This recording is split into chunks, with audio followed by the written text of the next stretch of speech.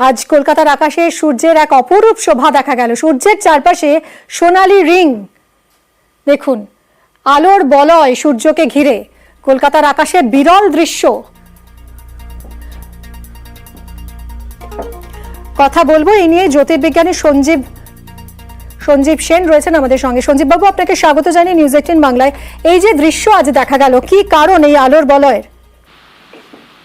এটা সাধারণত বর্ষাকালে মানে প্রি মনসুন বা মনসুন সিজনে, অনেক সময় পোস্ট মনসুন সিজনে দেখা যায়, যখন আকাশে মেঘ থাকে, সেই মেঘ যখন সরে যায় তখন অধিক উচ্চতায়, মানে পৃথিবী পৃষ্ঠ থেকে 8 কি 10 কিলোমিটার উচ্চতায় সিরাস ক্লাউড নামে যে ক্লাউডটা রয়েছে, সেই সিরাস ক্লাউড থাকলে সেই সিরাস ক্লাউডের মধ্যে ষড়ভুজাকৃতি বরফের ক্রিস্টাল থাকে, এবং সেই ক্রিস্টাল যখন সিরাস ক্লাউড যদি থাকে খুব পাতলা আস্তরণ বা সেটাও যদি সরে যায়, এই ক্রিস্টাল গুলো হাওয়ায় ভেসে বেড়ায় ওই পৃথিবী পৃষ্ঠ থেকে 8 থেকে 10 কিলোমিটার উপরে।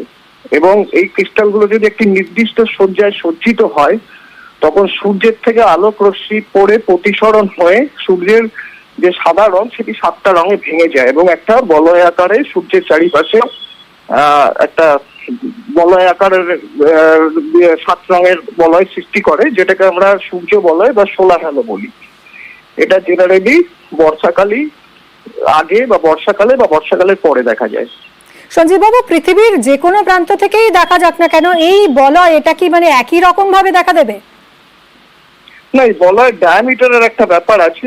কখনো 22 ডিগ্রি হ্যালো বলে, কখনো 48 ডিগ্রি হ্যালো বলে, অর্থাৎ কতটা ডায়ামিটার সেটার উপর ডিপেন্ড করে। এর একটা একই রকম এফেক্ট আমরা যেটা দেখি সেটা রামধনু, কিন্তু সেটা সূর্য যেদিকে থাকে তার উল্টো দিকে সৃষ্টি হয়।